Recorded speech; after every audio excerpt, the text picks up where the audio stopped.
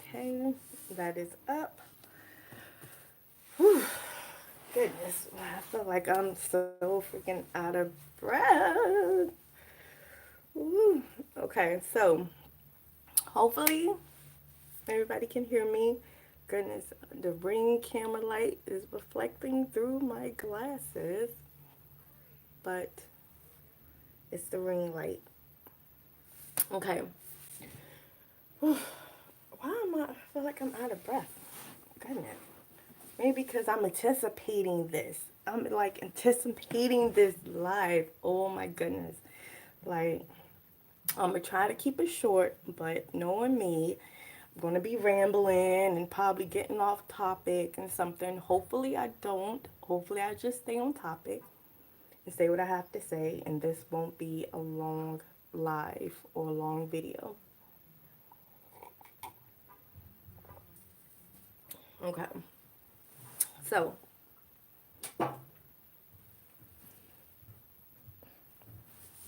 okay. So, this is, oh my goodness. Okay, Demitra. Why am I hot? I don't know. I'm like, ah. Okay, this video basically, shoot, I'm hot maybe because of that damn picture. It's fiery. It's so fiery, you guys. Like, oh my goodness. You guys. That's how my daughter be sounding. You guys. Okay. So, anyways, this video, oh goodness, what? Where's my. I'm gonna switch glasses. See how. Because I really. I don't know. Oh, that's still the same daggone way. Well, it's a bit better. No, it's still the same. You can still see. You can really see the ring light through here. But anyways, I'll just keep this on for a few. And I'll probably go back and switch to my other glasses. But anyways, okay. So this video, yeah, I am. Whew. Okay, Demetri, you could do this. Ah. Okay, so this video is basically um what the title is. Like y'all, and I'm trying not to cuss, but what's inside of me, what, because I normally do not cuss. I'm not a cusser. I don't cuss, but when I feel the need to, it just comes out. So, and I know that it's going to come out. So I apologize, but I don't apologize because that's what's inside of me and it's coming the freak out, okay? And this video is basically catered, well, to everybody, but to especially the ones that I know personally, that's not in my life, but that's our job part of my life. I mean, like I'm talking about my baby daddies, specifically two of them. Specifically two of them. My first baby daddy and my third baby daddy. Um, yeah, them two motherfuckers. This video is specifically catered to them and their friends and their family, whoever is working with them, whoever has been working with them. Okay, plotting and scheming on me and my children. Okay, so this video is basically catered towards them, but everybody can watch it, pass it along, whatever. Y'all know that y'all time is up. I'm done being nice. Y'all done took my kindness for weakness. Y'all done took my silence as if I'm some punk ass bitch or something, which I'm not. I was giving y'all time to come to me correct, to come to me respectfully, to own up to all the bullshit y'all done put me and my children through. I was giving y'all time. I've been waiting patiently, and I'm a patient person. Like I have two autistic children. One of them, my son Melvin, he's with his dad, and this is more so what the video is going to be about him. But my first baby daddy, Jonathan Lamont Neal, you in for it too. You and all your fuck ass crew, whoever is rocking with you, everybody, like the whole like judicial system, like every freaking body, okay? But that's probably gonna be a part two. But I'm Going to be throwing you up in here too because you did some cruddy ass, gay ass, down low shit, you bitch. Both of y'all are some straight bitches. The way y'all move, oh my goodness, y'all move like some straight ass, down low nigga bitches. That's what y'all are. That's how y'all move. That's how y'all been moving. That's your actions towards me and my children and y'all children, okay? So, now, let me get into it. Oh, wait, let me drink some coffee. That's probably why I'm hot. I'm drinking this coffee too. Whew. Okay. Whew. And waiting exhale is on the TV. Goodness. All right. So, let me get into it. Okay. So, I spoke about this a few years ago and maybe a few times in my previous videos and everything about my children, my children's dads. Oh, the other dad name is Melvin Raymond Brown II. My son is Melvin Raymond Brown III. So even if I don't even say my baby daddy name, I'm saying my son name, Melvin Raymond Brown III. He's a third, so his dad is a second. So whatever.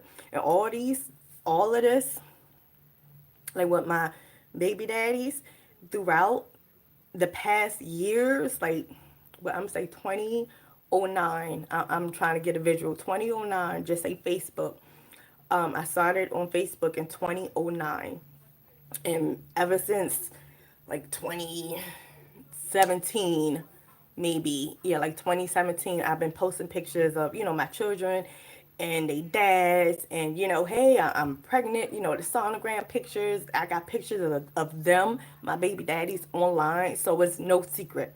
Like, it's no secret who my children's fathers are, who Avon and AJ dad is, who Melvin dad is. I done been posted them for years, even on Instagram, on different social medias. I've been posting them, yeah, mostly Facebook and Instagram. So me saying their names is not like, oh my goodness, oh, it's been known since before pregnancy, during pregnancy, whatever. It's been known, okay? So anybody that's like, oh my goodness, you saying their names, or you said, it's no secret. 2009, I've been posting pictures of they dad. Well, my first children's dad, and pictures of us, pictures with him of the kids, Instagram, got pictures of Melvin. All that stuff is still there.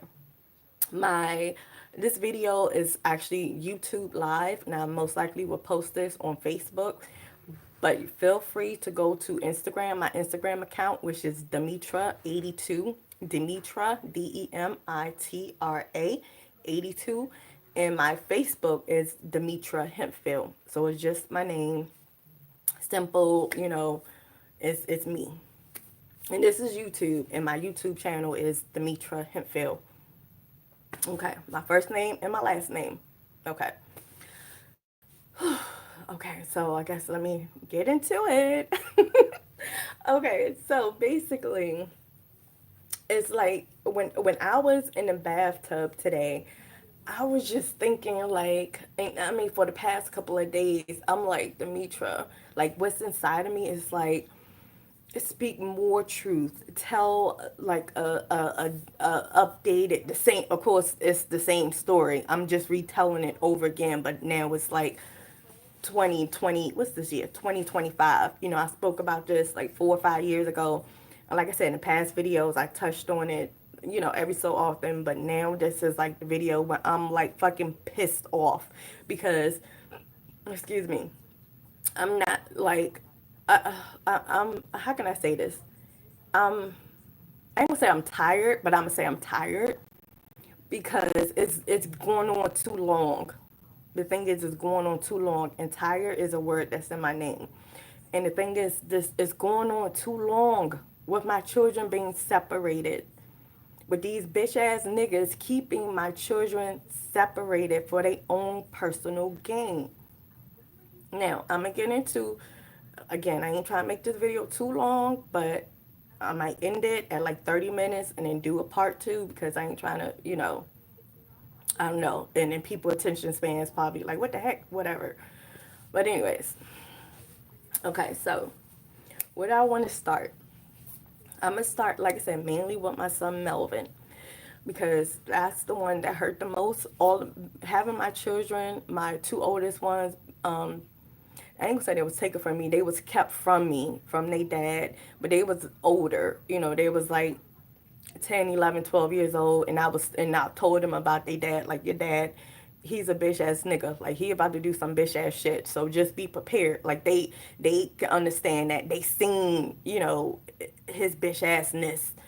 And quickly with that, he became a bitch ass nigga. What seemed like he been a bitch ass nigga. This is Jonathan Lamont Neal, my oldest two children, they father, okay, they dad.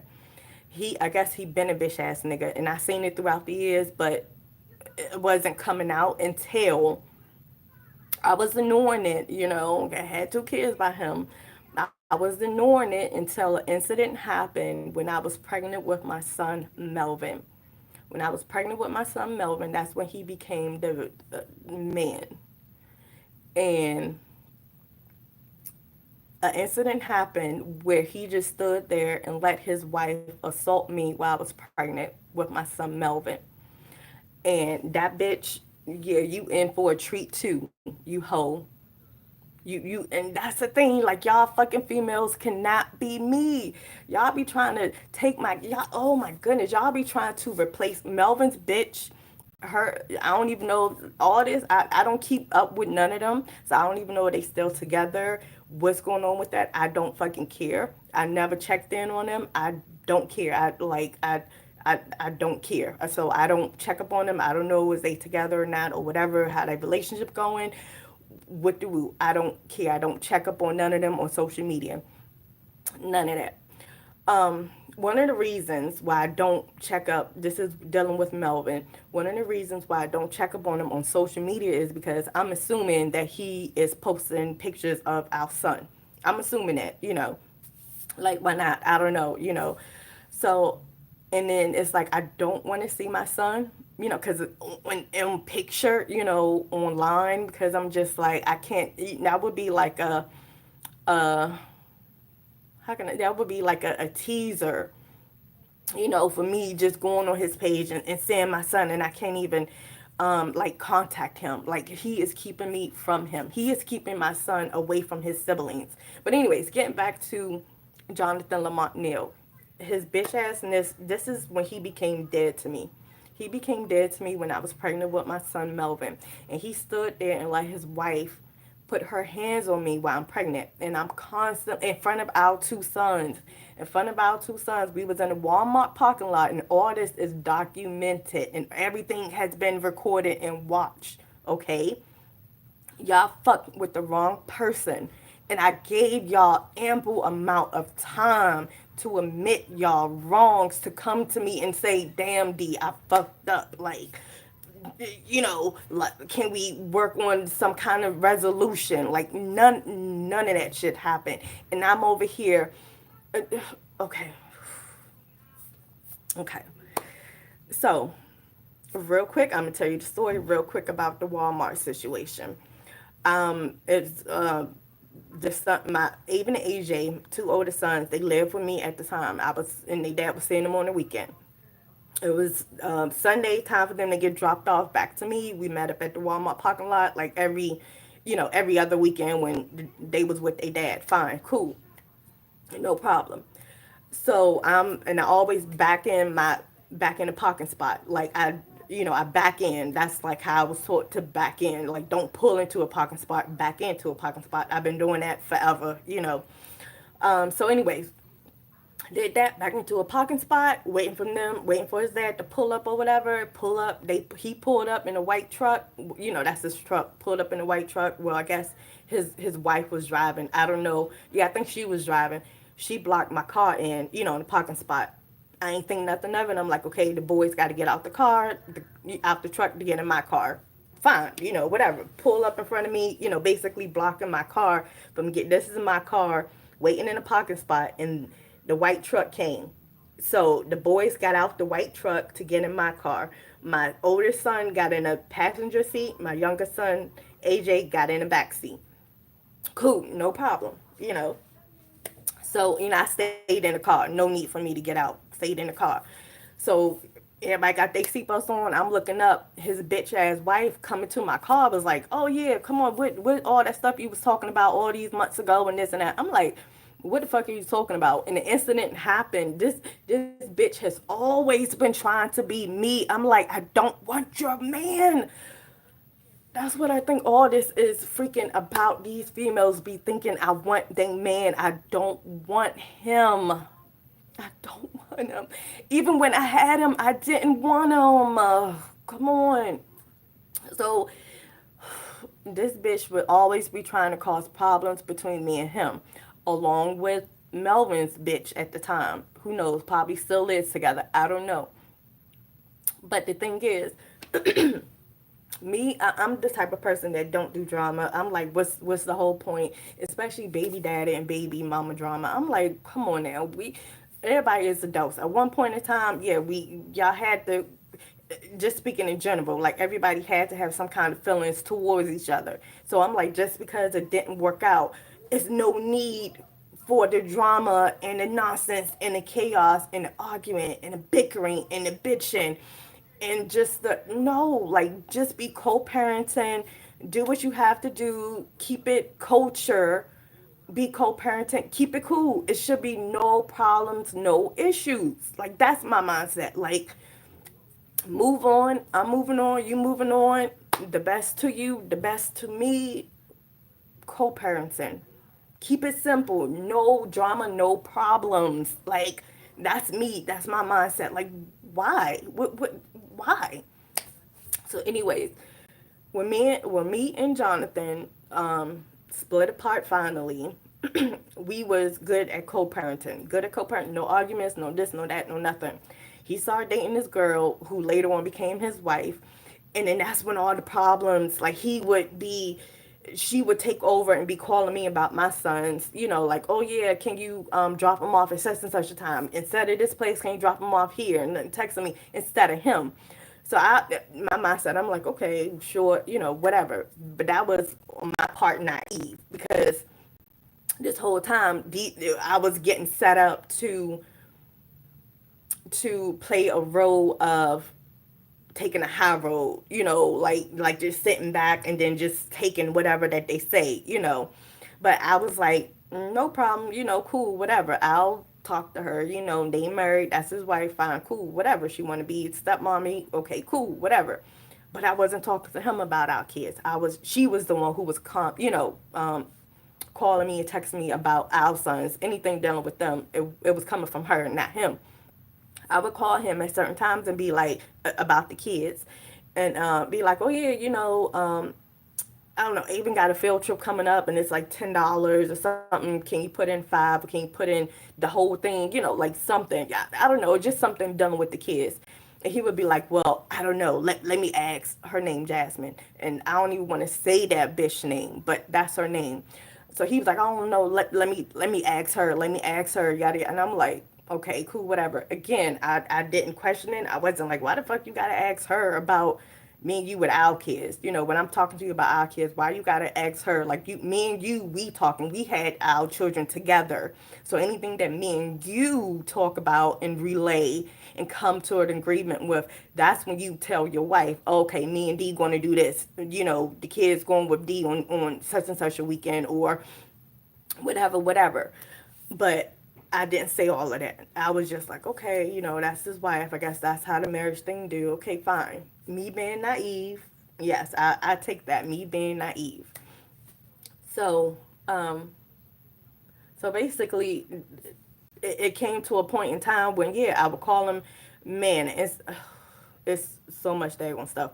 But anyways, the incident when she talking about when she came up to the car, it was, how can I say this quickly without going into, it was spring break one year. I can't even remember the year. When was I pregnant with Melvin? I had him in 2014, so I guess it was in 2014, spring break. No, yeah, spring break, like April or something, the spring break of 2014. And I found out I was pregnant in May the next month. And yeah, so something like that. So anyway, something dealing with spring break when since it's been known when the boys was living with him with their dad during spring break, I would have them. When the boys stayed with me during spring break, he would have them. Simple, simple, simple, simple. No court documents, no nothing. It was just an agreement between me and him. That's like, hey, to me, that's like common sense, and we've been doing that throughout the years. So this particular time, again, the boys were staying with me, Avon and AJ, living with me. Spring break came, coming up. Let him know, hey, spring break is such and such a time, whatever, whatever. He's like, okay, cool, I'm getting the boys. So something about the transportation, man, transportation thing. He had a just say a couple of weeks before spring break, he had called me and was like, D, every other weekend when it was his turn to have him, we would meet up, at the Walmart or whatever. Like what time I normally get in? I get off of work at 5. I normally be around the area like 5:30, 6 o'clock ish or whatever, and that's the time I would drop them off to him around 6:30 or something. When I get off of work and then I was living in Harry S. Truman Drive with my mom at the time. That's in Upper Marlboro, Maryland. Okay, and I was working in Baltimore, so and it would be Friday nights. Yeah, Friday nights I would drop them off. Like I said, around 6 o'clock, 6:30 ish or so. So he called me a couple of weeks before spring break, maybe, yeah, a couple of weeks, 3, 4 weeks before spring break, and was like, well, D, is it okay if I just pick the boys up from your mom house when they get out of school instead of waiting until 6:30 to meet with you for you to drop them off? Because he's like, I get off of work at like 2:30, 3 o'clock, and I ain't trying to wait until 3 hours later on you to drop them off. Like I'd rather just when they get out from school, and they normally be in the house like 3 o'clock. When we house like 3 o'clock, like 3:15 at the latest or whatever. School right around the corner. So he had called me asking me that, and I'm just like, well, if that's what you want to do. I said, now, that's on you. I'm not asking you to do that. I specifically said this to him. This is over the phone conversation. I specifically said this to him. I said, that's fine. I understand you don't want to wait for 3 hours when you come from work or whatever. Then you got to get, if you already comfortable in the house, and you got to get up and leave and meet me. If you want to pick them up from my mom's house after school, you can do that. That's fine. But notice you said that. I didn't say, hey, can you do that? You said that. I don't have no problem still dropping them off. I don't have no problem. He said, no, no, that's fine. I know. That's my idea. I'm gonna do it. I'm like, okay, cool. I said, now, so that Friday, that's what happened. He picked the boys up. Cool. Had them for the weekend. We met up on Sunday, regular time, excuse me, and got the boys. Came back with me, no problem. So that happened, and I also, so that following weekend, they was with me, and then the other weekend they was with him. So he had texted me, D, can I do the same thing I did last time? Pick them up from. I'm like, oh, okay. You want to pick them up on Friday at 3 o'clock? That's fine. But that's what you want to do. Again, that's on you. I don't have no problem with that. You can pick them up. But let me know. This time I said, let me know if you decide to change your mind. Because he said, I'm just going to keep doing that. I'm like, okay, cool. I said, well, let me know if you ever change your mind, if you don't want to pick them up on Friday and you want me to still drop them off to you, on Friday. If you something come up and you like, hey, I won't be able to pick them up after school, you have to drop them off at 6 o'clock or whatever. You have to meet up at 6 o'clock and yada yada yada. Let me know that like at least a day in advance. At least a day. I said 2 days, but I said at least a day in advance to let me know. Because I'm like, shoot, I can be, doing some other stuff like on Friday. I don't have to be rushing home to get the boys and this, that, or whatever. I can, whatever. Okay, cool, fine, no problem. I'll let you know if I'm not going to do it, whatever. That was it. So that went on. He was picking them up on Fridays after school. I don't know, a good 4 times. So this went on for like, I don't know, a month and a half, something like that. So spring break coming. Supposed to pick them up on Friday. He ain't text me to say this is like the last day, before spring break start, and then ended like on a Friday. He ain't text me to say, and I was dating Melvin at the time. I was dating Melvin at the time in Baltimore. So during the times when he would pick them up on Friday, Jonathan, I would just stay in Baltimore. I would have an overnight bag, and I was like, well, I don't got to Upper Marlboro. I can just stay, leave working in Baltimore, and then just go straight to Melvin House, which is in Baltimore. I don't have to go to Upper Marlboro. Hopefully that makes sense. So that's what I was doing for them times that he was picking them up on Fridays. Fine. So so spring break Friday, last day of school. He already knew spring break was happening. Yada yada yada. I'm in Baltimore, and went straight to Melvin's house or whatever apartment, and we chilling or whatever. My sister had called me, was like, yeah, the boys are still here, and I'm like, they dad didn't come pick them up. I'm like, nah, and I'm like, what the heck? So then I'm calling him, and I'm just like, when you picking up the boys? He was like, oh, you gotta, something about his wife. Oh, well, Jasmine said you gotta drop him off today and this and that. I'm like, well, why you ain't freaking tell me? Like, I can't do it. I'm not there. At this time it was probably like 6 o'clock, and I'm in Baltimore, and I'm like, this nigga wanted me to drive way over there. So I asked my sister, I was like, and she was like, well, I'm about to leave. I'm about to go out and yada, yada, yada. So I won't be able to drop them off. So, of course, I'm just like, like, so I'm calling him, and I'm just like, why you ain't tell me that? I told you if you wasn't be able to pick them up on Friday, let me know. Well, I thought I was going to do it, but da, da. So I'm like heated. I'm just like, man, I can't, I can't pick them up. You have to go pick them up. Like you said this and that. So me and him get to argue on the telephone. Of course, his wife in the background, she yelling, she calling me names. She get on the phone talking about, no, you picking up, you dropping off your sons here. We ain't going to do this shit. Yada, yada, yada. We ain't going to keep picking them up for you. And I'm like, for me, this motherfucker offered. He said that he was going to do it on Friday. So me and her got into it over the telephone. I'm like, whatever. She calling me names. I'm like, whatever, whatever. So I call my sister Vicky, and I'm like, this bitch done lost her damn mind. I'm like, they talking about they ain't picking them up, and then she yelling at me over telephone. I'm yelling at her and this and that. She was like, oh hell no. So my sister, my sister was like, what's his number? What's his number? So then basically, yeah, I did involve my sister. I did involve her. So basically, she ended up calling him and was like, listen, your sons is here waiting on you. Like you always pick them up every other Friday. Like they waiting on you. They got their bags packed. They ready.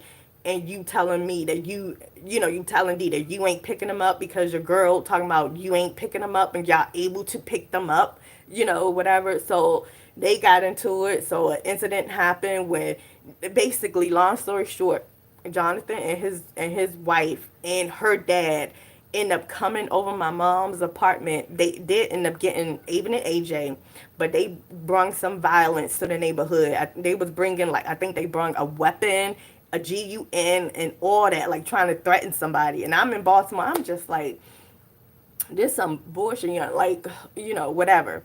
But anyways, they end up getting Avon and AJ. So all of that back and forth, like, really, what was that for? Motherfucker, what was that for? I'm like, you letting this bitch control you. Like, all of it, like, come on now. So that happened during spring break. He had him for the whole spring break, yada, yada, yada. So fast forward to a month later, I found out I'm pregnant, newly pregnant. So that's the part I'm leading up to the Walmart thing. Here it is, freaking 30 minutes in. I ain't even get to this bitch ass nigga Melvin. But here I am. Oh, okay, my bad. So here I am.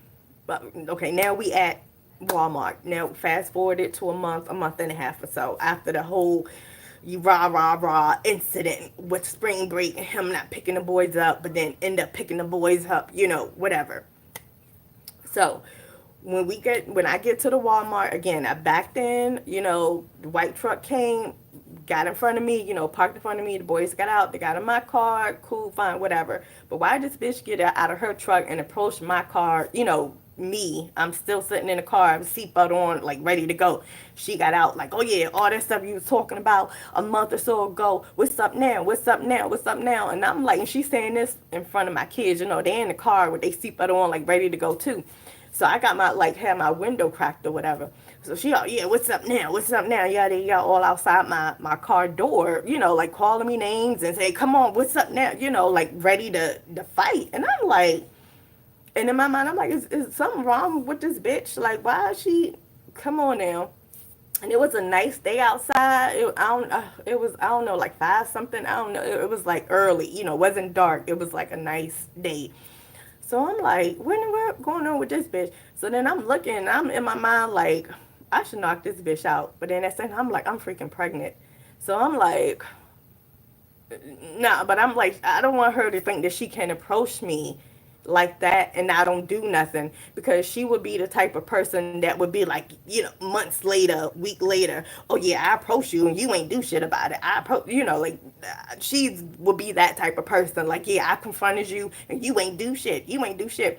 So all that was in my mind, like playing in my mind. Like I need to address this now, because if I don't, when I'm gonna wait 9 months, 10 months, a year later to be like, oh yeah, I'm ready now, and I'm gonna be like, that's gonna be so old. Like, so I'm like, I gotta say something to her.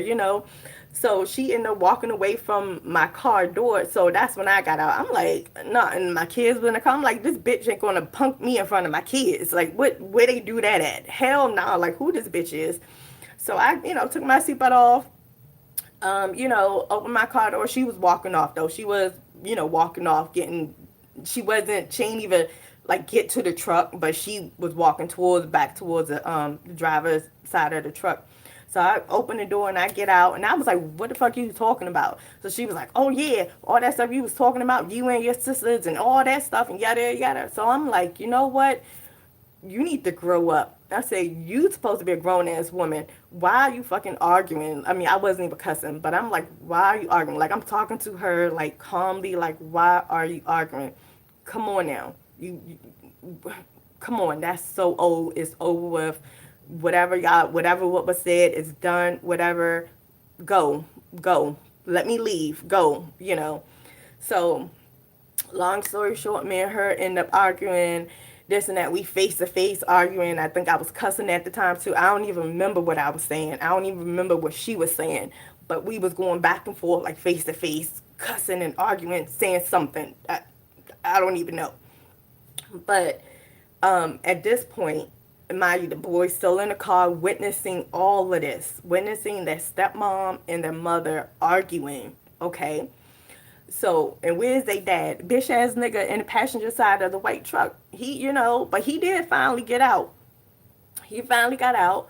And then, so my car, how can I explain this? He was, mind you, we in a parking spot. Okay, we in a parking spot in a Walmart parking lot. We got people walking past us, seeing us arguing, and they're like, y'all need to be doing that. I hear people saying, y'all need to calm down. Like all of that. So basically, this bitch ass nigga finally get out the white truck. So he's like leaning against another car, the car that was next to me or whatever. He's leaning against that car. Like, I can't freaking explain it. But basically, he was like arms distance away from us. It's me and her, and it's him outside. So I'm telling both of them, I'm like, I'm pregnant. I'm pregnant. I ain't trying to fight. I'm tired. I just want to go home. Please leave me alone. Just let me leave. I'm pregnant. I'm tired. Let me leave. So I'm looking at him and I'm like, can you get your girl? I said that to him like a good 10 times. Can you get your girl? Can you, Lamont, can you get your girl? I'm freaking pregnant. Can you get her? Like, get her. And he's standing there all scared. Like, I'm a bitch ass nigga. Like, my girl run me. I'm a bitch ass nigga. So he was just standing there leaning on the back of the car like, I'm like, nigga, get your bitch. She trying to fight me. I said, I'm fucking pregnant. Y'all block me in. I'm trying to go. I'm saying all of this. So at this point, I'm like, let me just send my black ass in a car, because before I do something to this girl or him, let me just send my black ass in the car. I went to go to my car, or open my car door to get in, and I'm sitting inside, my driver's seat, and I'm pulling the car door closed. She keep pushing it open. So she's standing outside. I'm pulling my car door to me so I can just sit inside my car and she keep pushing the door open, so I'm not even able to close my door. She keep pushing it open. So at this point I'm like, fuck this.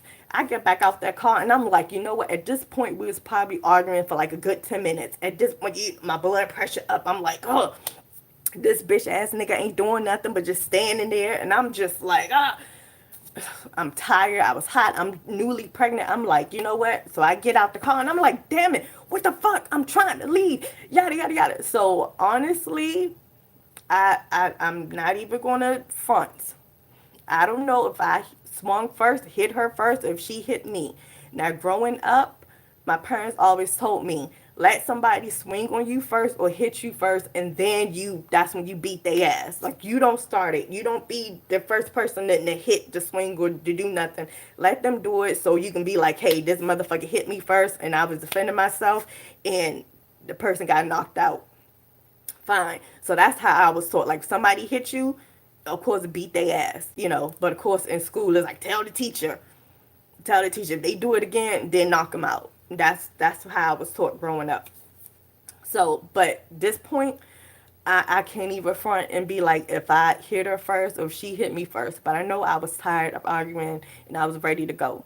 So so basically an altercation happened.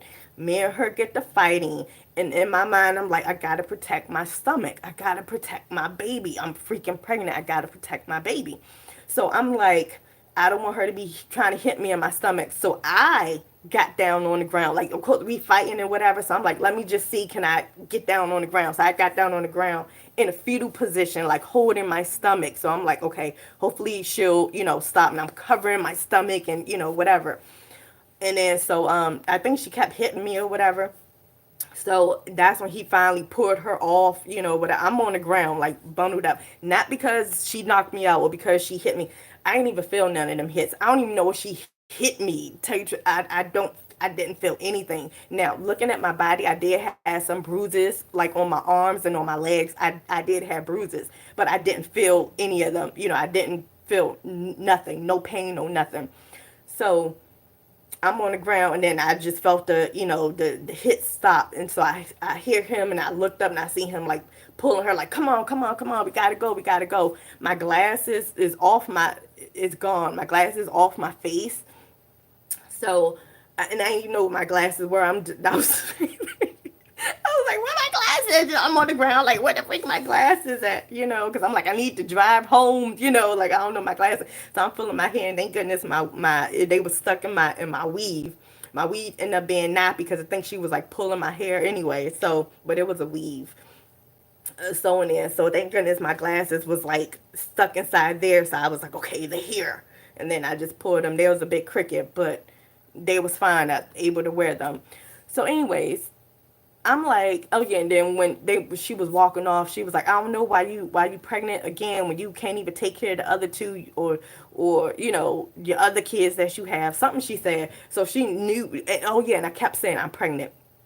Kept saying I'm pregnant. Both of them knew before the physical altercation happened. Both of them knew I was pregnant. So in my mind, when she said that and walked off and all that other kind of stuff, I'm like, so how did she normally know if she assaulted a pregnant person? So I'm like, what the fuck? Like, what? Who do that? Who, like, come on now. So basically, yeah, the police was called, had about an ambulance, yada yada yada. I pressed charges, all that stuff, but it didn't go further because the only witnesses, they couldn't took my sons for witnesses because they was young, they was underage. So the only witness was this bitch ass nigga and his bitch ass wife against me, my word. So of course them two made up a story. Oh no, it didn't happen, or she assaulted me, or whatever. So the prosecution, they was like, well, Miss Hemphill, we don't have nothing to go on because it's your word against both of theirs, and both of them saying like, you was the aggressor, or it didn't happen, like something. So it was just like, you want to be by yourself. You have no witnesses, and them two are together, and yada yada. So I'm like, this motherfucker is lying. Like man, man. So anyways, yeah, I had to go to the hospital and all that. and I had got a sonogram of Melvin. The doctor was like, okay, the baby's fine. It was like a whole lot of amniotic fluid around the baby. So he, the child, and he was like, oh, my little baby. And that was the first picture I seen of Melvin. He was like a little Pete, like a little curved little thing. Oh my goodness. But anyways, so but yeah, but ever since that day, Jonathan Lamont Neal, he became dead to me. And I'm like, for a grown ass man to have his sons witness him being a bitch ass nigga, letting his wife put his hands on their mom while she's pregnant, like nigga, you a gay ass bitch ass nigga. Jonathan Lamont Neal, bitch ass nigga. That's the day he became dead to me. And I'm like, what the heck? Like, come on, man. Come on. So, no apologies, no nothing. This nigga ended up calling me maybe like 4 or 5 days later. It was like, and trying to put everything on me. Well, D, you shouldn't have got out the car and this and that. Like, no apologies. None whatsoever. And I'm just looking like, what the heck? So, fast forward to when I gave birth to Melvin. I'm in a hospital and I had him. I didn't say I had complications, but it was, I don't know. He came early, just say that. So I'm in a hospital and it was like the weekend and I supposed to had get the boys or something. I don't know, something like that.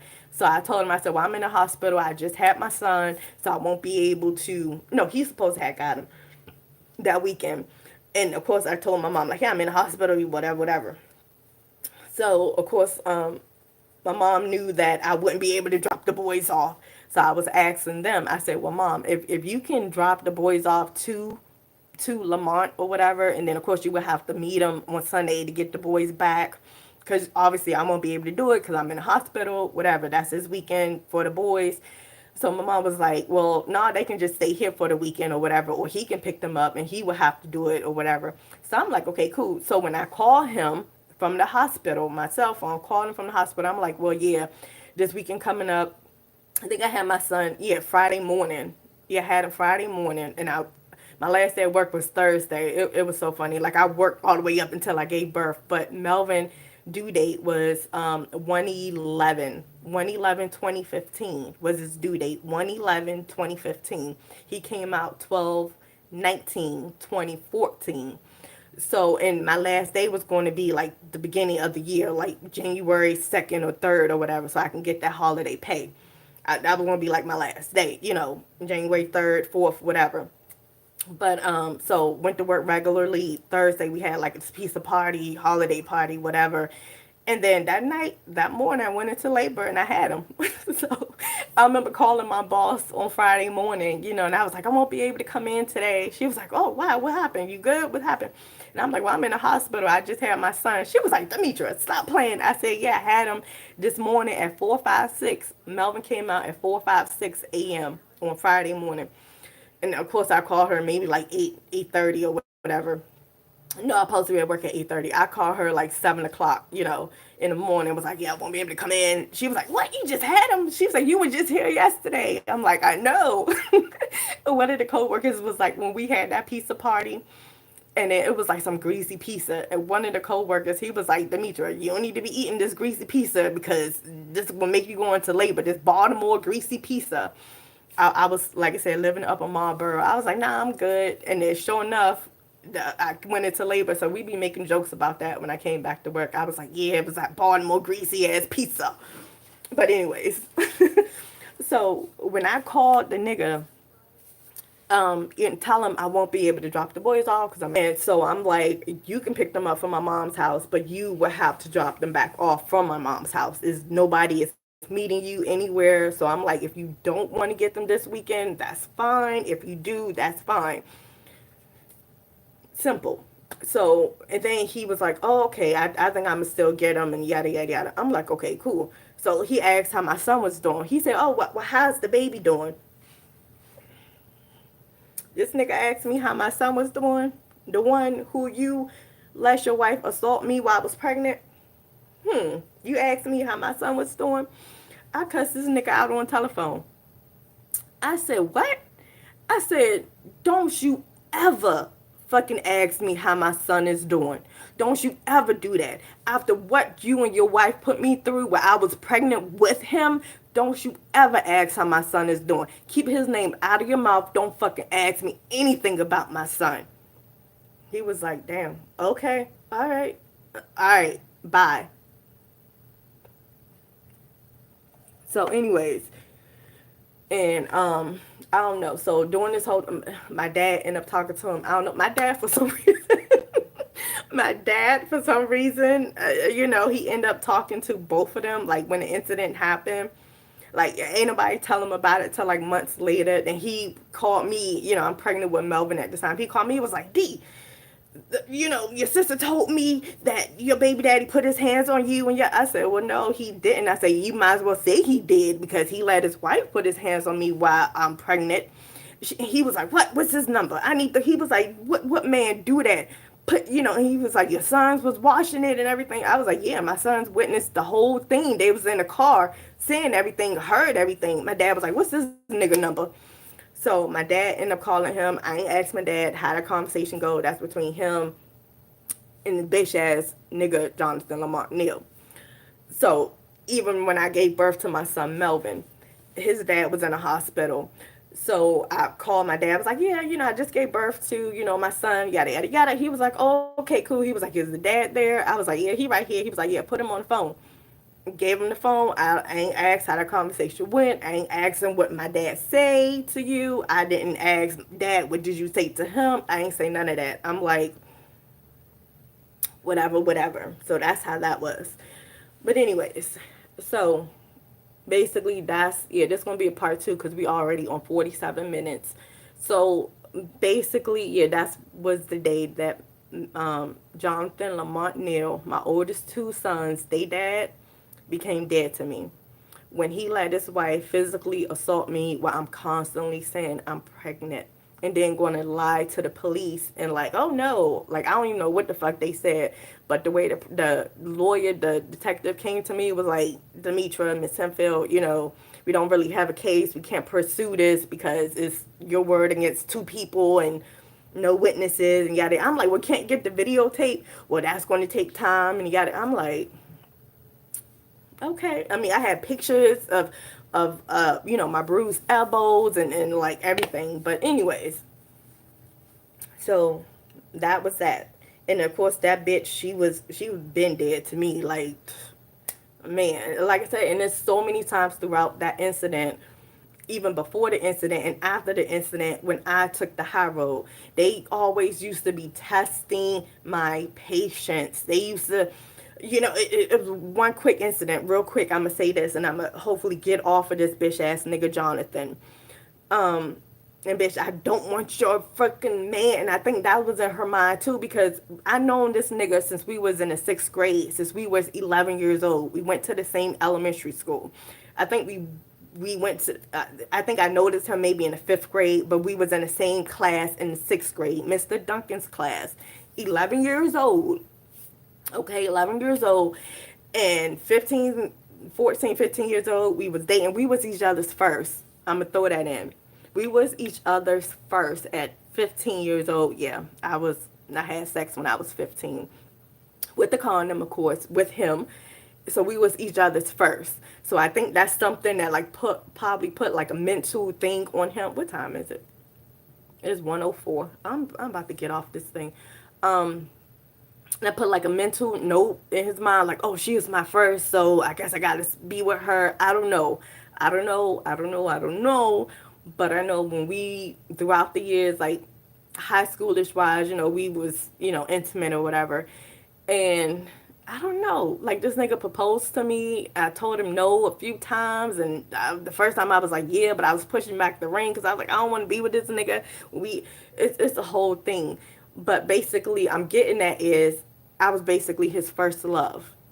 I was basically his first love. He told me that plenty of times. He was like I said, his punk assness been coming out. That's why I was like, ooh, just thinking about him. Okay. But basically, I think she felt some kind of way because he probably let her know, like, hey, yeah, my sons mother, she was actually my first love, proposed to her a couple of times. So probably in the back of his bitch mind was like, oh, he probably still want to be with her. Oh, that, like, I don't want him. So she probably thinking I want to be with him, but I'm like, I don't want him. I never did. I ain't gonna say I never did, but when I had him, it was time when I'm just like, what the fuck? Like, why am I like, yeah? And this nigga know this, so this is not no secret. He know this. But anyways, oh yeah, real quick, it was an incident when, not an incident, but it was something where, was the boys living with him at the time? I think at this point the boys were living with their dad at the time, and it was AJ birthday coming up.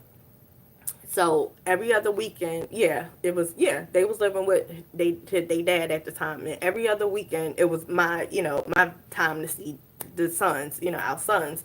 So AJ birthday was his birthday landed on the weekend that I supposed to see him. Okay, I supposed to get him that his birthday weekend. Had things planned and everything. So I'm like, okay, cool. And then like 2 days beforehand, just say like supposed to get him on a Friday, and then maybe on a Wednesday, the dad called me. It was like, oh yeah, we keeping him this weekend because we having a birthday party for AJ. And I'm like, no, this is my weekend. What makes you think I ain't already planning something? And he was like, well, we already done paid for this stuff, and his classmates coming, and we done. I'm like, I don't fucking care. This is my weekend to have him. Like, y'all should have planned that shit the weekend afterwards, or at least ask me. At least ask me, hey D, I know this is your weekend coming up with AJ, and this is birthday weekend, yada yada week coming up, but can we keep him this weekend because we plan on having a birthday party for him and his classmates and whatever. I probably would have been like, yeah, sure, that's understandable. Classmates coming, birthday party, fine, whatever. I probably would agree to it. But for you to tell me 2 days before, oh yeah, we ain't dropping them off. You're not seeing them on your weekend because we already planned the birthday party for him. What? I already planned something for him. But me, I was like, okay, let me take the high road. Let me take the high road. I said, okay, that's fine. I understand. You already done paid for this and that or whatever. And his classmates is coming. And okay, no apologies. No, they didn't. He didn't give me no apology, no nothing. He was just like, okay, cool. He'd be like, cool beans. Okay, cool beans. So I was like, that's fine. Y'all can have him. He was like, well, maybe after the party, like, or, we'll drop him off to you like 8, 9 o'clock or something. And I was just like, nah, just go ahead, you know, fine. But I said on the following weekend, can I have him that following weekend when it was actually his weekend? I'll have him that weekend, and then the other weekend after that, my original weekend. He was like, yeah, yeah, that's fine. Cool beans, cool beans. And I'm like, okay, thank you. So whatever I had planned, I mean, it was, I didn't put deposit down or anything. It was just, I was just going to take them out. That, take them out. So in my mind, I was like, okay, Demisha, it's not like I spent any money on something, already. So let me just take the high road. But at the same time, I'm like, I don't, man. So anyways, yeah, so I'm gonna get off because I can keep going on and on talking about this gay ass down low motherfucker. I can keep going on talking about Jonathan Lamont Neal. So I have so many, so many stuff to talk about. But this video is supposed to be about Melvin. Oh my goodness, I ain't even get to this bitch ass nigga. Okay, so and we on the almost an hour in. I can't even freaking talk. Yeah, so this is going to be a part 2. Most definitely a part 2. But just know that these two motherfuckers end up working together. They end up communicating with each other years ago, plotting and scheming on me. And then, okay, so real quick, I'm going to see, can I throw in Melvin real quick? So, basically, this motherfucking lied, said that I put our son in harm's way. He basically said that, man, I can't have this video too damn long. Basically, he lied to get sole custody of our son, of our autistic son. man, that was like the man. So much PTSD, so much like came with that. Like I mean, it's so much freaking stuff. I couldn't work. I couldn't eat. I couldn't sleep. I lost my home. I lost my car. I lost my job technically because my son was taken from me through lies and being kept from me. And that was back in 2017 when it started, October of 2017 when it started. And me being so kind, me having a good heart, it was got me into this mess. But everything is working out. Everything is planned. Everything is going how it's supposed to go. Cause this shit made me stronger. And again, y'all motherfuckers, time is up. I gave y'all so much time, especially you, Melvin, especially your bitch assness. And then this nigga going to have the nerve to put me on child support throughout the pregnancy. Oh yeah, real quick, I want to throw this in too. When I was pregnant with my son Melvin, I told his dad, "Hey, I'm pregnant, yada yada." He want me to have it terminated, like straight off the back.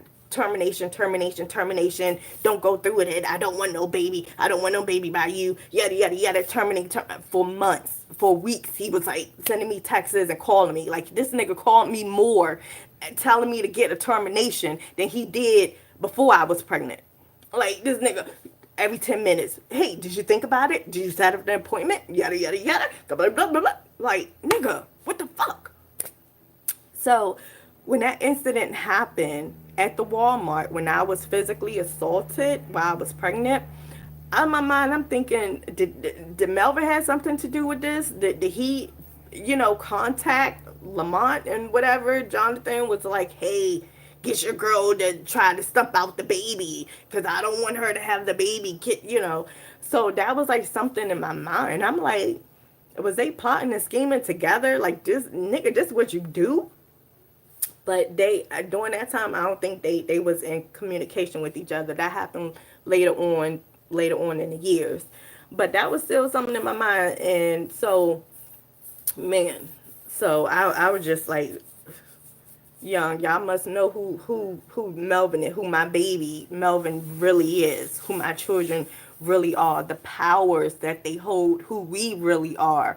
That's what niggas is keeping them, trying to keep them separated. But y'all know that the reunion is coming and it's gonna blow y'all motherfucking minds. All my children are about to be together. All y'all plotting and scheming and procrastinating and just trying to keep my children apart for what? That this is like confirmations, and I be thinking like, why don't they want the brothers and sisters together? Why are they like these are children and y'all motherfuckers focus on hurting me and y'all hurting your own children. That's the thing when I'm like, nigga, what the fuck did I do to you? So when I be talking to my dad, when I used to talk to him, so I keep my dad in a loop of what's been going on or whatever throughout the years. So my dad, he brought it to my attention like Dee, or he called me Demitra now. As I got older, he was like, I ain't gonna call you Dee. Like what? But anyways, he be like, Demitra, what do you what did he say? He was like, that sounds like that they are still in love with you, like they still want to be with you, and that they know that they fucked up a good thing.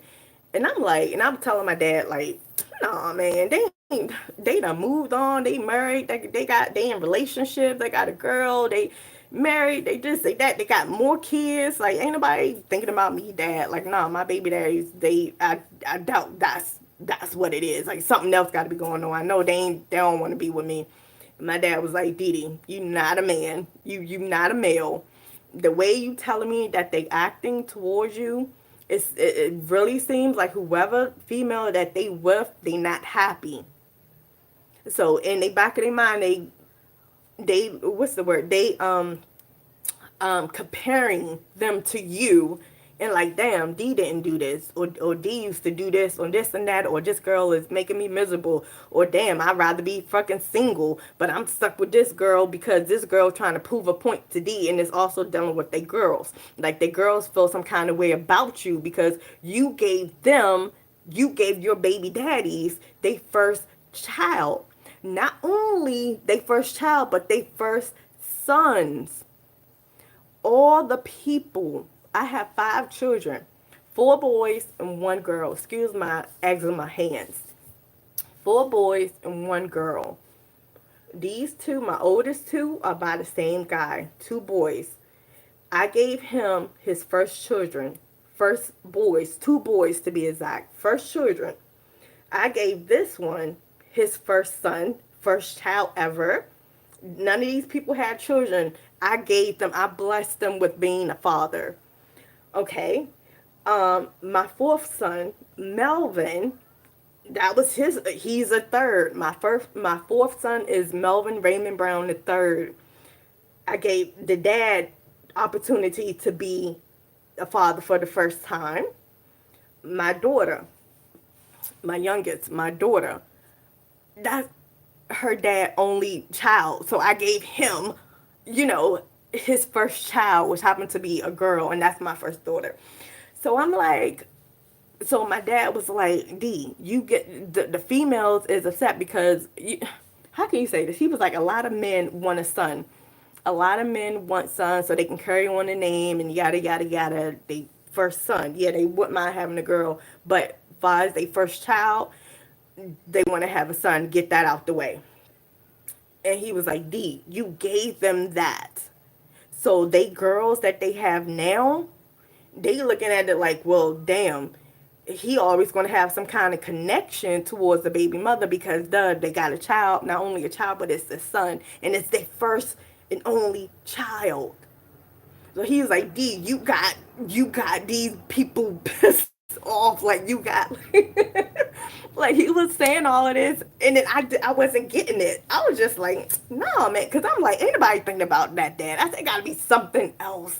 It gotta be something else. I'm like, come on, that's life. Like, people have children. Like, yeah, I gave all these guys their first child, you know, and their first sons. I didn't wasn't even having my daughter at the time. You know, I ain't have her till 2021. So during this time, I'm just like, you know, just 4 sons at the time, and I'm just like, nah, I don't think that's it. My dad was like, Dee Demitra, that's what it is. So I'm like, all right. So it took me, I ain't gonna fake, it did take me maybe like a few months to a year to actually like really consider that and really realize like, damn, my dad was right. Like, cause I'm like, why these niggas don't like me? Why is they plotting and scheming against me? Like, even when we were in a relationship, we wasn't arguing, we wasn't bickering. Like, I'm a cool ass person, I'm a cool ass girlfriend. What's like, no problems, no drama, no nothing. Nothing. So I'm looking like, yeah, why are these, well, like, it gotta be something. Like, it's just me being me. Me being Demitra, you know? They know how special I am. So so what I want to say, like, yeah, I'm over talking about a part two, and here it is, an hour and 3 minutes. Um, what do I want to say? I'm like, do I want to continue? Because I ain't even touched base on Melvin. Like, so yeah, I ain't even touched base on this motherfucker. But yeah, it's going to be a part two because, and I guess this would be, part two would be the video on the other bitch ass nigga, Melvin Raymond Brown the second. That's my third baby daddy with my fourth son. Okay, yeah, I have 5. What I got? 5? No, that's my third. Yeah, I got 4 baby. I got 4 baby daddies and 5 kids. Wow. But hey, that's what happens. And I blessed them all with their first child. Okay, yeah. Black widow. Well, is that a good thing or a bad thing? But that's what it is. But so I mean, I want to say so much stuff, but I'm like, if I say it, I'm going to keep talking, and it's like, is it about the rain? Goodness, it got a little dark. Okay, UPS is put up. I'm waiting for a package, but okay, but yeah. So the next video, part two, would be about that other bitch ass nigga. his lies to get sole custody of my son, how traumatic it was for me, how I couldn't even work when I was doing the easiest freaking stuff at my job and I couldn't work. I'm constantly crying and everything. And I have not seen my son. My son has not seen his siblings. My son has not seen his siblings or me since 2018.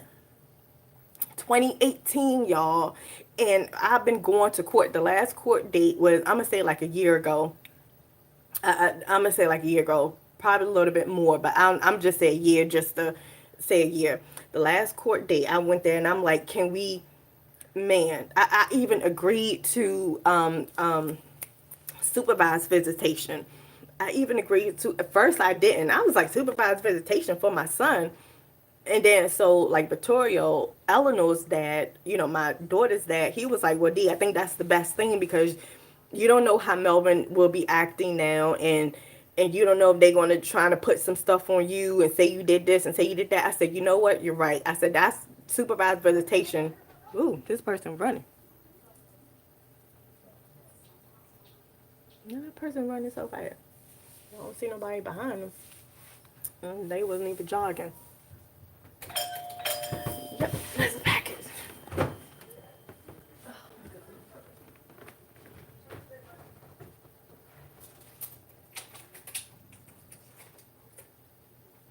Oh, you already took a picture? Oh, no, he got me. He got me. Oh, no. Oh, that was something else. Oh, okay. Yeah, he beat me. So I see you running. I'm like, you okay? You too. Thank you.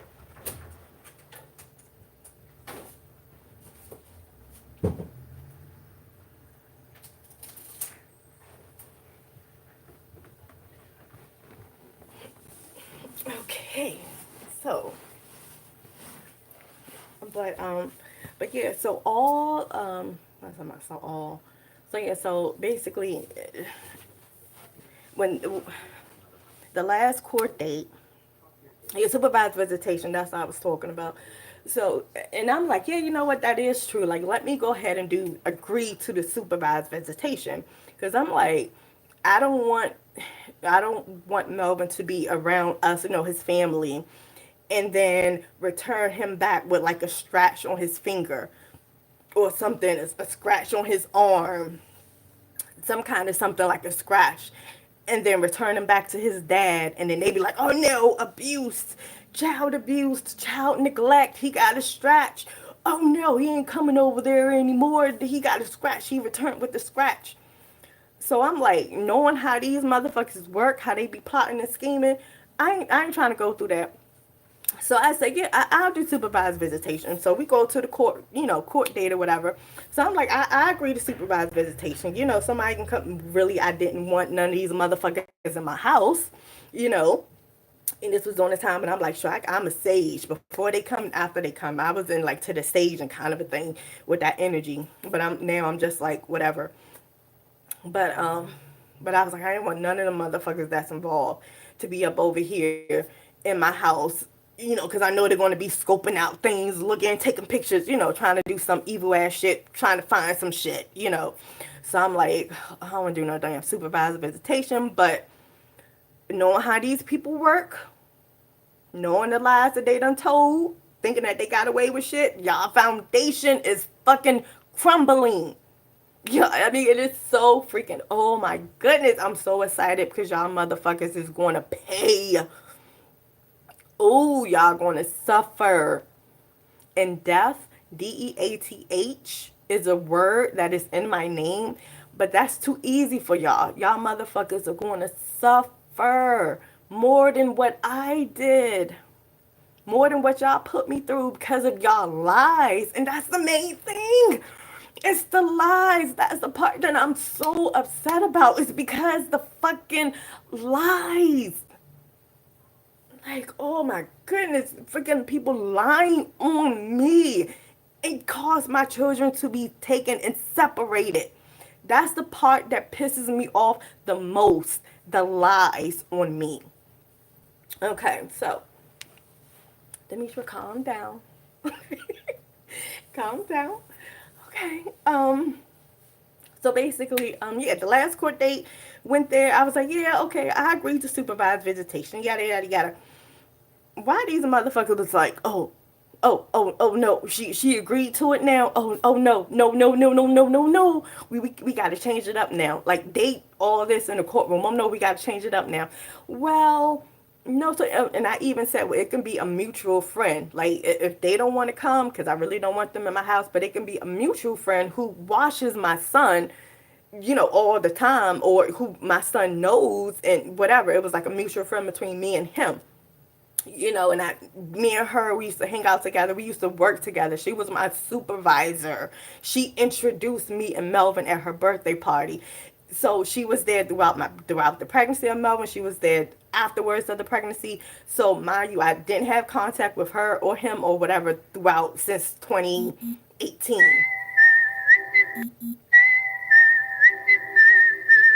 Since 2018. But I'm like, knowing that she has children already and she's a cool person, whatever. And I'm quite sure she's still in Melvin's life because that's his godmother, godmother, quote unquote. So I'm like, she can be the supervisor, whatever. I said that in court, of course I said her name. I'm like, she can be the supervisor. A mutual friend, a mutual person, a non-biased person.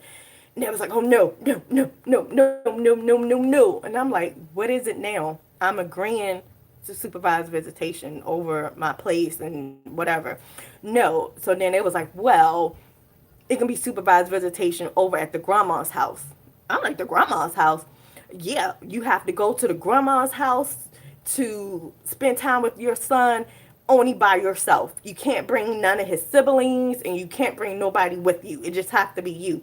I was like, y'all cannot be serious. You guys, I cannot make this up. I cannot make, and this is the last court date. So throughout the time, all the previous court dates, I was like, can I see my son? Can my children see each other? Like, stop focusing on me, focusing on the children. Focus on the children. This is what all this is supposed to be about, focusing on what's best for the children. And I even said in the courtroom, I'm like, I said this in the courtroom.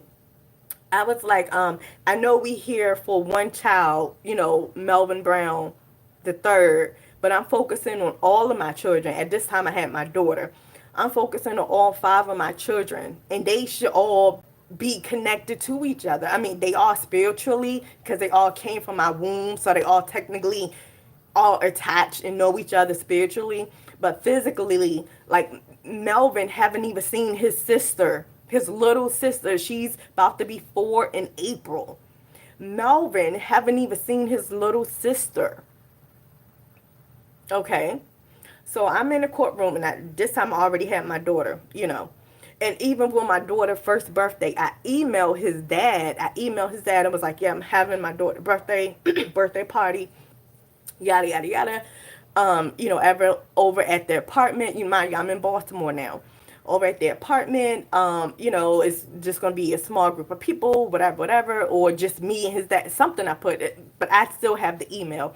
And I said I would like for you to bring Melvin. Of course, you can attend. You can stay with him. I'm gonna have pizza and whatever, whatever, and chips. But if he eats a particular food, if he's not into pizza, if he eats some particular food, let me know and I can get it, or just bring it with you. When you come, if this nigga ain't show up, he didn't reply, he didn't say anything. So I'm like, okay. A couple of months later, I emailed dad again, Melvin's dad. I was like, this is before the last court date. I emailed his dad again and was like, can we meet at a public park? I said, we can meet outside, and this time the weather, it's nice, whatever. I'm like, we can meet at a public park, and so the kids can play together. They can meet each other, they can play, and I can watch my, like, get reconnected. It's a playground, it's outside, yada, yada, yada. I'm saying all of that, like, meet at a playground, public area where there's people around, and yada, yada, yada. No reply, no response, no nothing. I said it again the following weekend, or weekend, like, can we meet at a playground? Hey, this park is fine. Can we meet at this park? The weather will be nice this weekend coming up. Can we do nothing? So I'm like, I'm taking the steps to trying to see my son and trying to have my children reconnect and connect and reunite with each other. Okay. So moving forward to the last court date. Again, I agreed to supervise visitation over in my house. Once they, I guess, was like, oh, she agreed to that, they changed up the whole thing, and they was like, oh no, you would just have to go over at the grandma's house. And when I say the grandma's house, that's Melvin's mother's house. And this bitch don't like me. First she did, and that's the thing. Oh my goodness, so so many of his family members, like, they always complimented me before all this custody stuff happened. They always had complimented me on me raising my sons. They're like, your sons are lucky to have a mother like you. You are a good person. You are a loving mother. Oh my goodness. You just doing your thing. You're doing it all by yourself. So, like, they always had compliment to me throughout this time. But then when the custody got involved, it was just like, oh, she's a bad mom. And I'm like, what? So, anyways, me and his mom, the grandmother of my son Melvin, his dad's mom, okay, me and her, we got into a verbal altercation during like the beginning of the custody, even before filing for custody, I believe. Something about him, I'm putting him into another daycare because she used to watch him. He was the only child there. He was like 2 years old, 1.5, 2 years old, and he was the only child there. And he's autistic, so he likes to run around a lot. And that basement space was like not a suitable area. What time is it? Oh, 1:31. Not like a suitable space because he liked to run. And then plus it's steps, and she always be complaining, like, I walk up these steps and my legs, this and that. She's like an older woman. She was like, oh, my legs hurt, this and that. And then and he was into toddlers, Baltimore infants and toddler program. He was into that too. So they even was recommend him like being around other children his age. It was like, well, yeah, his grandmother watches him, and he's the only child that she watches. It's kind of good if you put him into another daycare where it's other kids, where he can interact with the other kids and maybe learn a thing or two from them, and and it's more space and this and that or whatever. So I'm like, yeah, I was thinking about that. And me and his dad was mentioning that a while ago before all of this. So fast forward, I put him to another daycare with other children,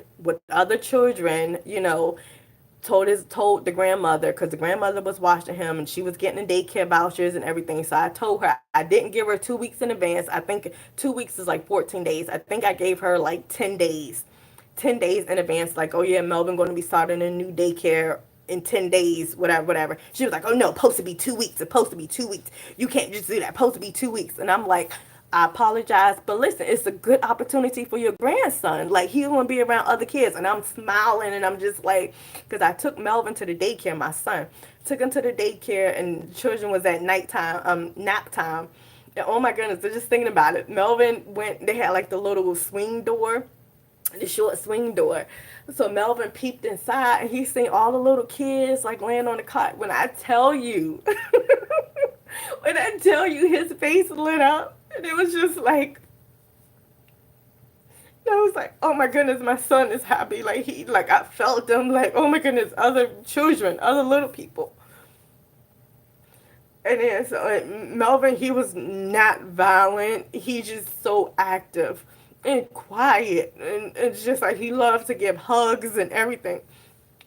And he's nonverbal. So, but when he seen them kids, and he came back to me and like grabbed my hand so I can see, like, come on, look at this.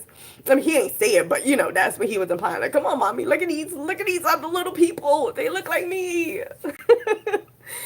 So I was just like, yeah, Melvin, you're gonna be here. And then, I mean, I just felt the happiness. So, daycare, provider, the director, she was like, yeah, we do have autistic children here, but we like to see how they interact with other kids, because if they too like, oh, sorry, we don't really want them here because we don't have that professional thing for that. But she was like, he's fine. Like, I'm like, yeah, he's a good little boy. He just nonverbal, and sticks by himself and everything. And I'm just like, he's, hey. So yeah, so the director accepted him. So when I told the grandmother, like, hey, in 10 days, he's, going to be going to this daycare, yada, yada, yada.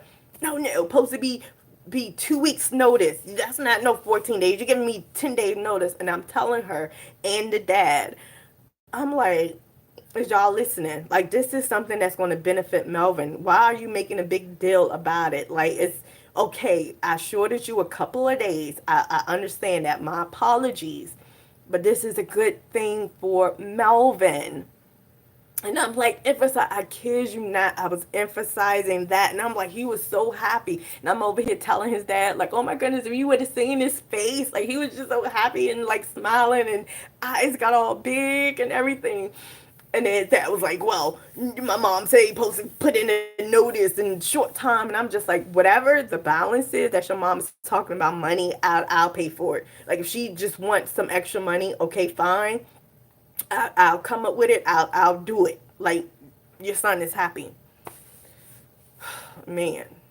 But during that time, me and his mom, we got into a verbal altercation about that because she was so upset about the money or about the notice or something. And oh my goodness, and we was arguing in front of Melvin. Melvin was sitting in the high chair in the kitchen when I went to go pick him up after work one day. And me and her, I don't know how the verbal altercation started. It was verbal, like me and her going back and forth or something. And she was like, "Yeah, you're not a real mom." Yeah, because I didn't take off of work to take him to the doctor one day. And she was like, "Yeah, you're not a real mom because you ain't took off of work." Mind you, I done took so many days off for all of my children when they were sick.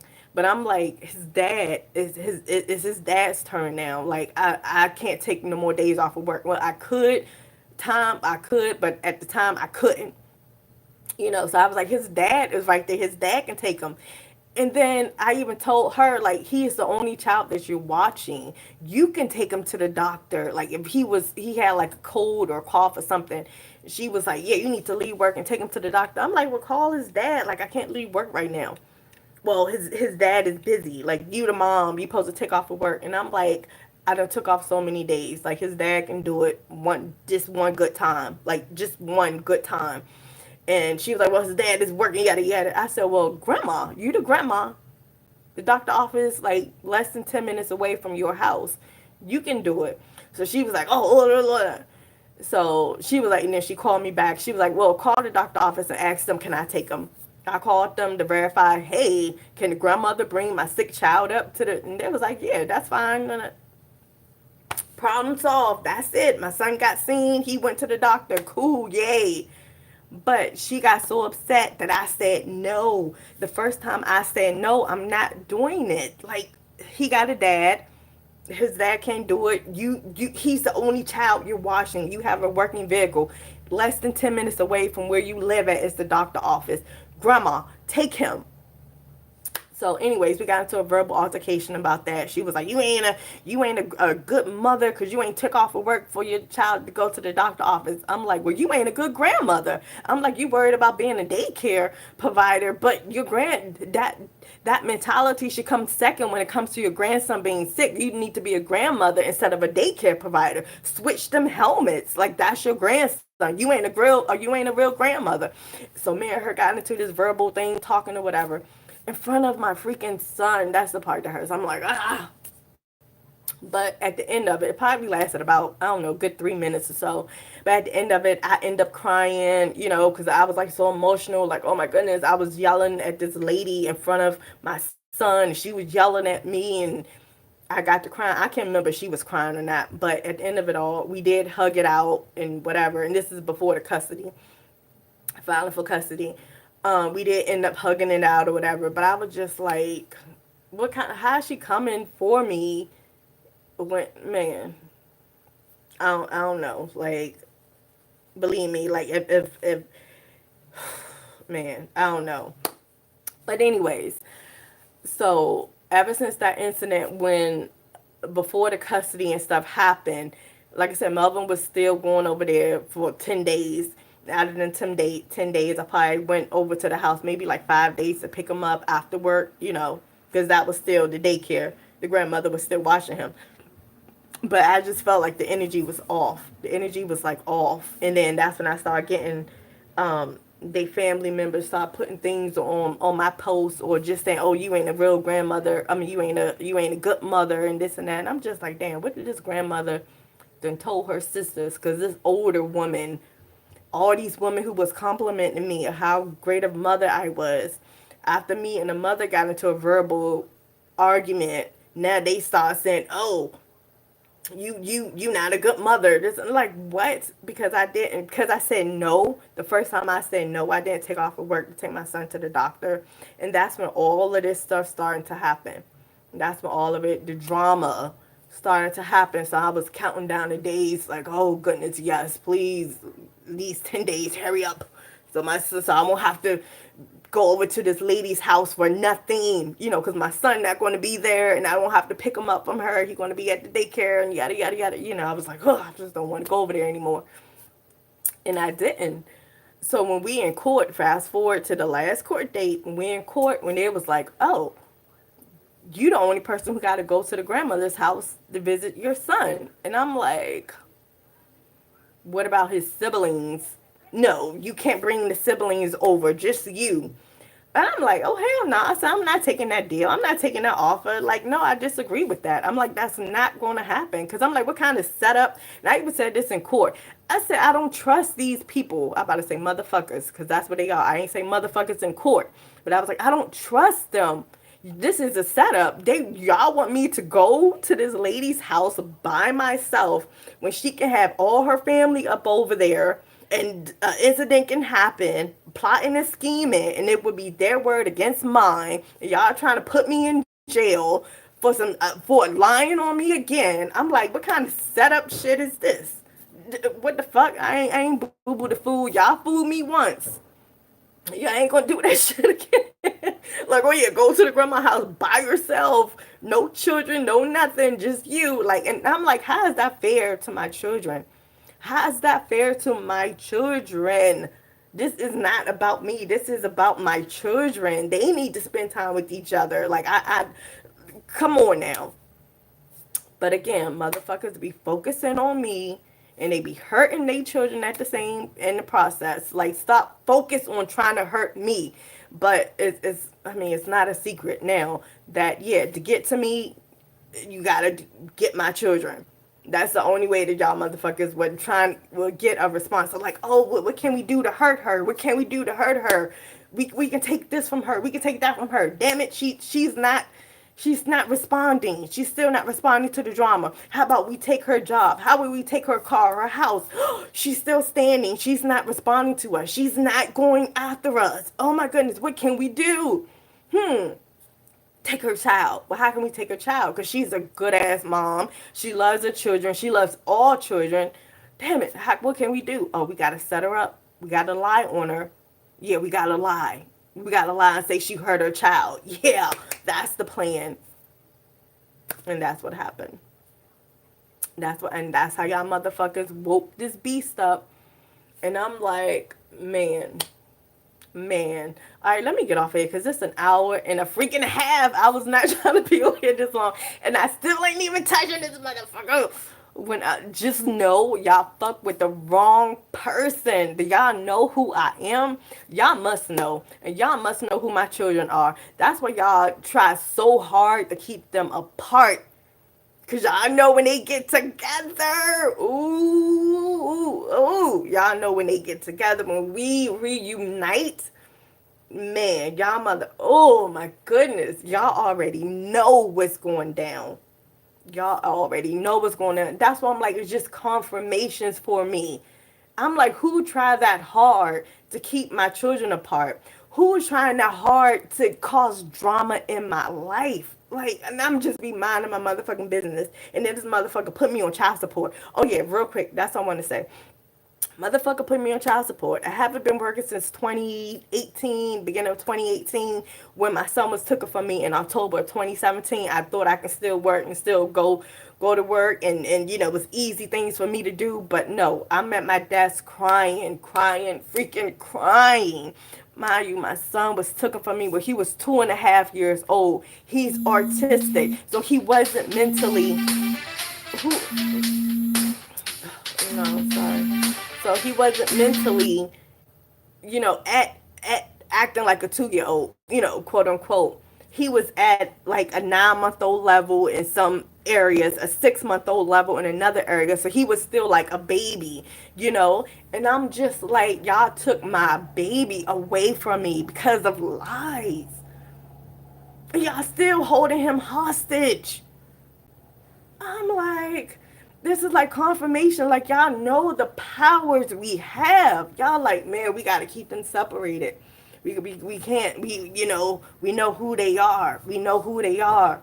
We, we got to keep them separated because when they motherfucker, this is faded. And then, like I said, and now I come to terms like this is meant to happen because it shows me a lot of things about humans or about just human experience that I have been experiencing. It shows me a lot, and I mean, I'm just observing, and I'm just like, and then when, man, and then I did research, and I'm like, so it's unfortunate that a lot of people has been through what I've been through, and some of y'all been through way worse than I've been through with like CPS, like people lying on you to take your children from you, whatever, or your child, and it's just like, what the fuck? Like, why are y'all doing this? And some of y'all actually had y'all children taken away, probably at younger ages, probably in older ages, probably at the hospital, and it's just like, what the fuck? Like, I didn't do anything. It's all because of lies. And then when I'm telling y'all, it's something, it's a calling over you. It's a calling over your life that people see how special you is, how powerful you are, and they trying to keep that inside of you because they know if you are complete with your family and you happy, they motherfucker ass is going down. So they trying to keep you from being happy. So that shit is ending. Like y'all already know it. Y'all feel it in the air. Y'all feel it in the air. All right, it's an hour and 31 minutes and 30 seconds. Let me get off of here. Sorry, I didn't want this video to be so long, but it is. So again, this is on YouTube, but I will post this video on Facebook. And so follow me if you want to. Um, and on YouTube, only subscribe to my channel if you plan on watching videos of mine. Don't subscribe to me if you don't plan on watching any of my videos.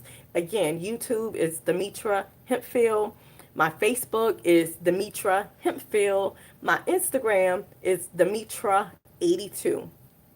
Great content, great videos. Y'all can get to know me a bit more, whatever. So yeah, but I still think I'm gonna do a part two because I still ain't touched base on exactly what happened.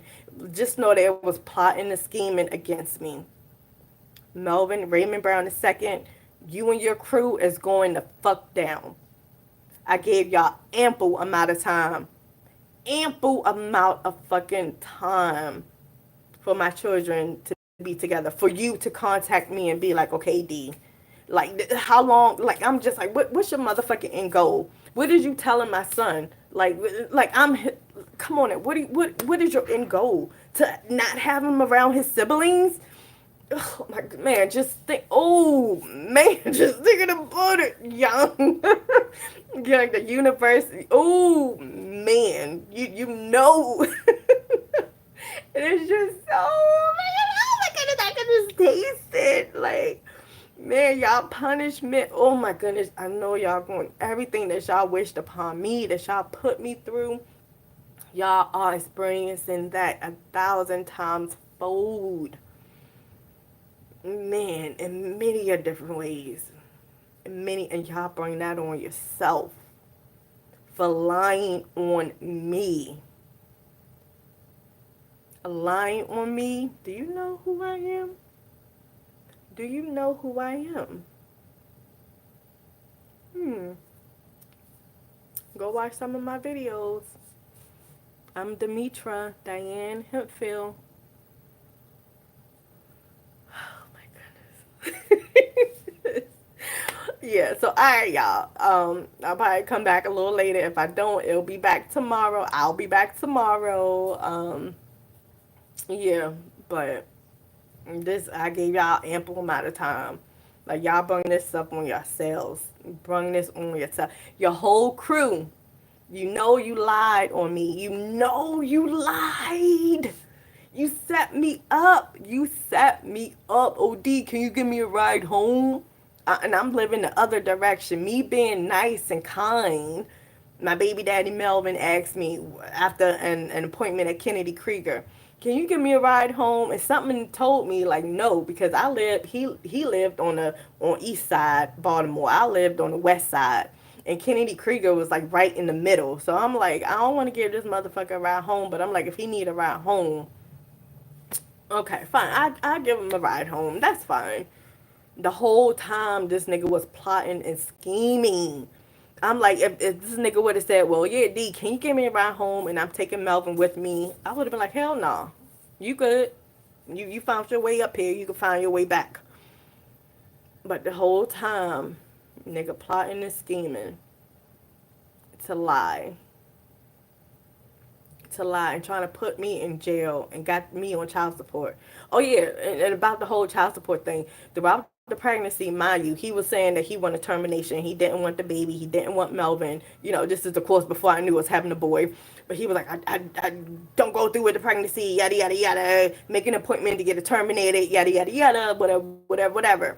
And I'm like, nah, I'm keeping my baby. So he was. So after a while, you know, months later, he's just like, well, just don't put me on child support. This nigga kept saying, well, when you had the baby, just, I don't want to be on child support. I'm like, nigga, I don't believe in child support.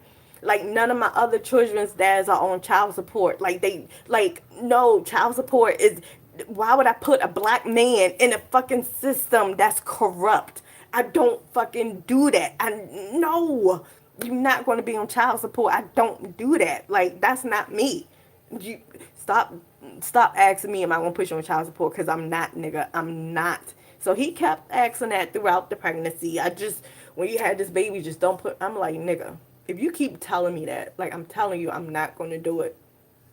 So fast forward, when he lied to get sole custody, this nigga put me on child support. A bitch ass nigga. That's a bitch ass move. Gay ass motherfucker. Bitch ass move. Like, what? And I'm not even working. I haven't worked since 2018. Cause I fucking, nigga, you put me through so much fucking man. Alright, let me get off. Let me get off. But alright, so next video, it'll probably be tomorrow. My underarm's starting to sweat and everything. Alright, bye.